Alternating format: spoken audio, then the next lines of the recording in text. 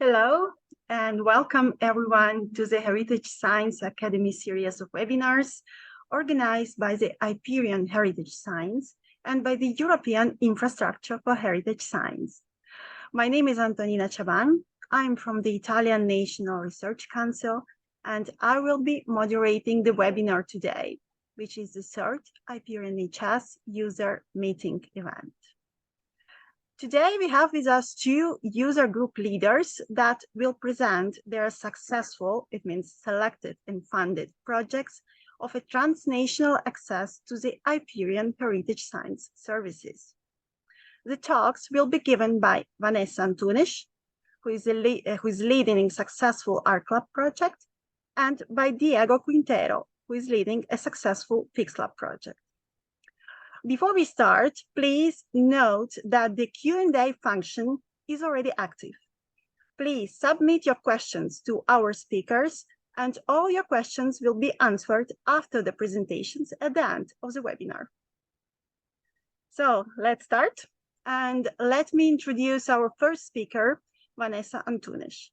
She is a researcher at the University of Lisbon, Portugal, at the Department of Art History. Her research is mainly concerned with the painting technique of the Portuguese artists. Her research is mainly focused with the painting techniques starting from the ground layer, and she mainly works with the paintings from the 15th till 17th century. She will present to us her research that consists in a comparative analysis of the materials and technical methods of paintings employed by Francisco de Zurbarán at the Royal Monastery of Santa Maria de Guadalupe in Spain, and she will speak about his influence on the artistic techniques of the Óbidos workshop in Portugal. So Vanessa, we are all excited to hear about your ARCHLAB experience and about your research findings. So the floor is yours. Thank you, Antonina. I will start by sharing my screen.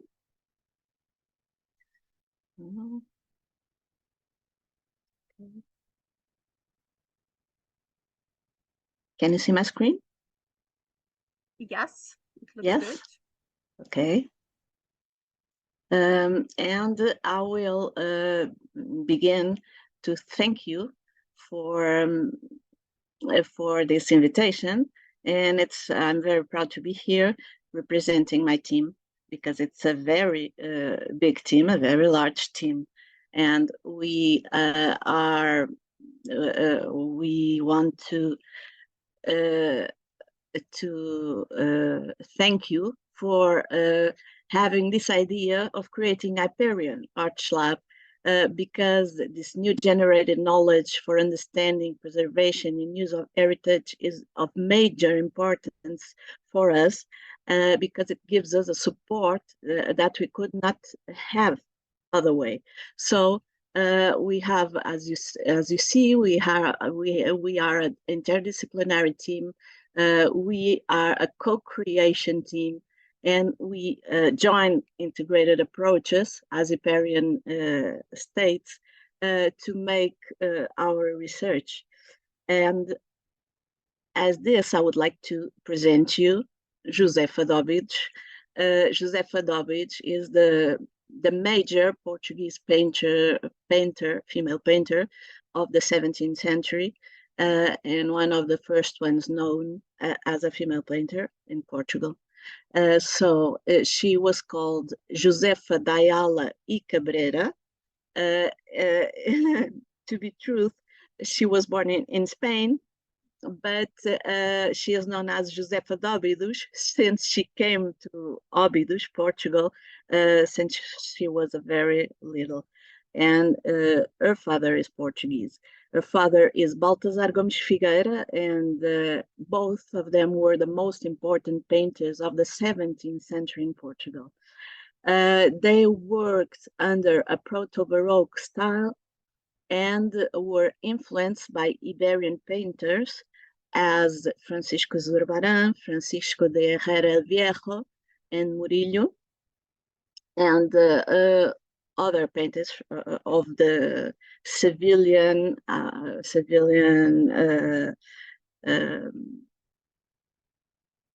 of the civilian issue. So the materials and painting techniques used by the Óbidos workshop are largely unknown. They are not studied yet, or they're starting to be studied.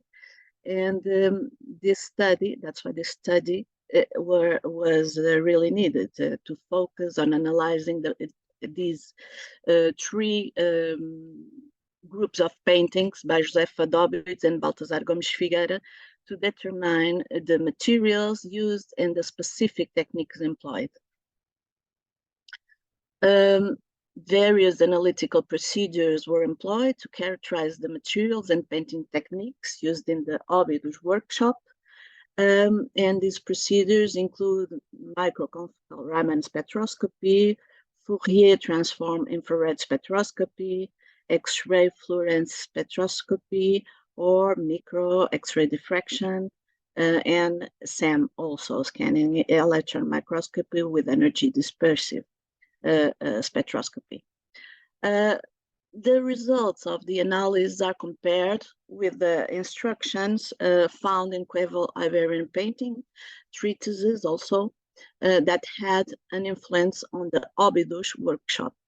I will tell you later the specific treatises that had this influence.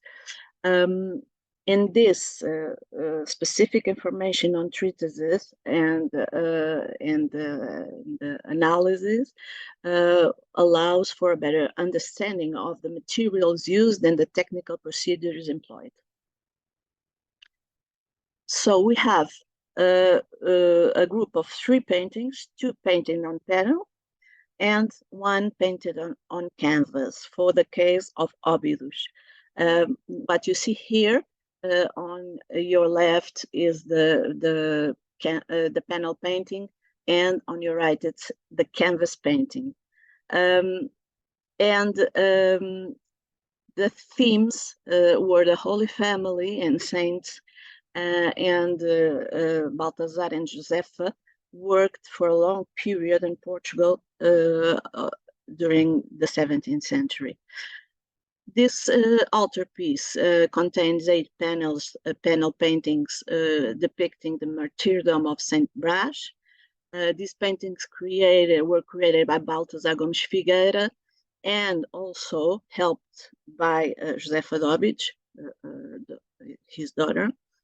And this altarpiece is directly influenced by the Spanish style of Zurbarán, and that is why we understood that it would be very important to compare Zurbarán work to the Portuguese Óbidos work.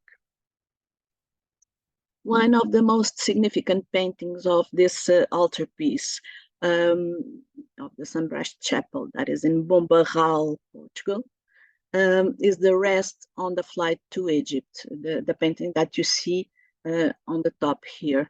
This painting is said as created by Baltasar Gomes Figueira and Professor Vítor Serrão, that is the expert from Óbidos, of Óbidos workshop in Portugal. He says it may have a portrait from his daughter Josefa Dóbidos, but this is a case under study.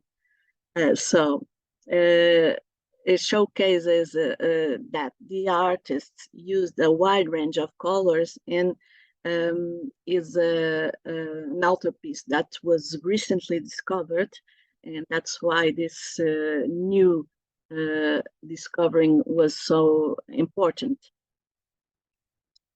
And this research shed light on the materials used and the specific techniques employed, including the ground, the priming, and painting layers. And with this, we brought this information to the treatises, to the 2 specific treatises of Quevel from these artists.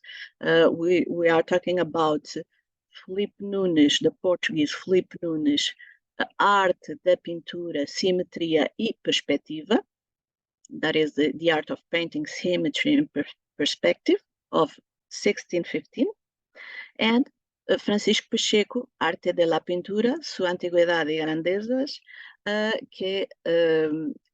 that is also from the 17th century.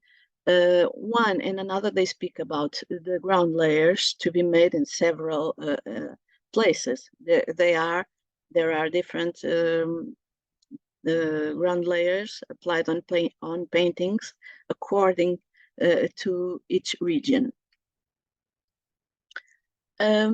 So these materials used, technical procedures, and this evolution from panel to canvas in the Obido's workshop was deeply studied.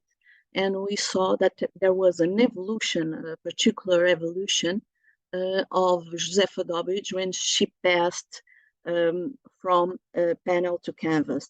She made an intermediate work joining different materials that that her father used on his altarpiece, and she used it mixing with the new ground layers used in canvas. So she made it a transition during of almost 20 to 30 years. She made a transition from panel to canvas, but always learning from what she had received from her father. And then, if we compare it also finally to Zurbarán, Balthazar and Josefa paintings, we are comparing these saints you're seeing here, from Seville, the first paintings from Seville, but also from Guadeloupe that we were talking about, the saints from Guadeloupe. This is still a work in progress. We found that analysis on the Zurbarán priming layers reveal the use of a first coarser layer in lighter brown color and a second thinner layer in a darker brown. But the most interesting is that the aluminosilicates, iron-rich oxides, and oxydroxides are the main components of these earth material layers. And this means that what you see here, you see coccoliths, you see fossilifera, and inside pyrite, inside the fossilifera. And this is a specific material used in the ground layer that is directly connected to the Guadalquivir River, since in Seville, since this Guadalquivir River had this type of earth materials.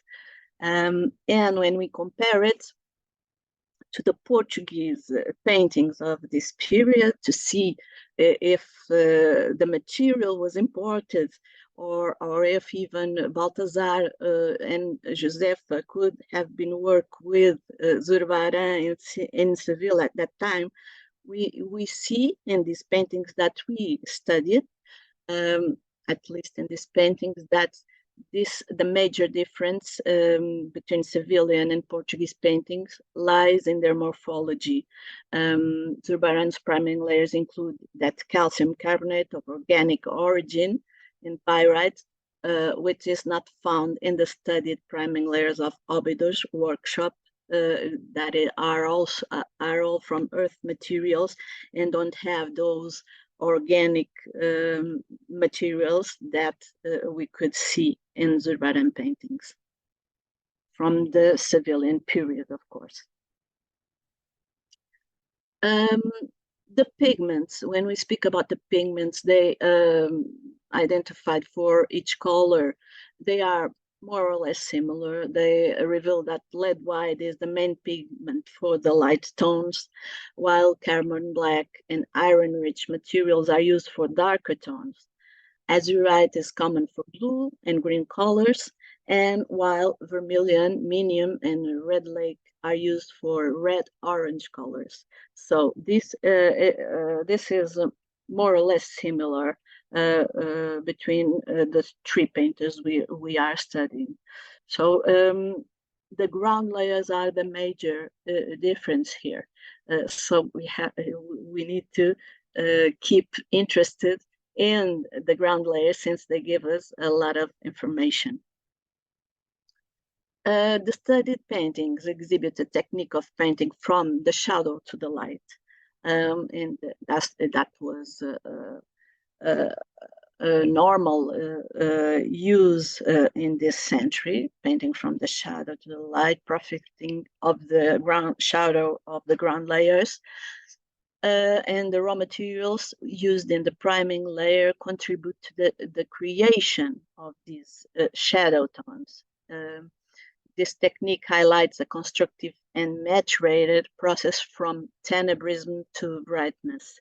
So they wanted, and still metaphorically, these artists wanted to bring the light to the shadow epoch that they were living. And then, well, I think this is all.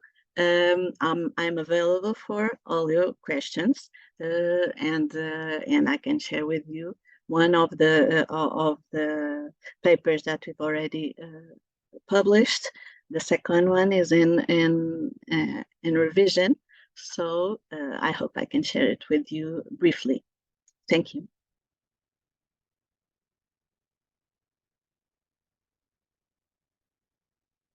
Thank you very much, Vanessa. It was really very, very interesting. It's a wonderful example of a very interdisciplinary project in heritage science. I'm sure of great inspiration to us, to our audience, to me personally, for sure.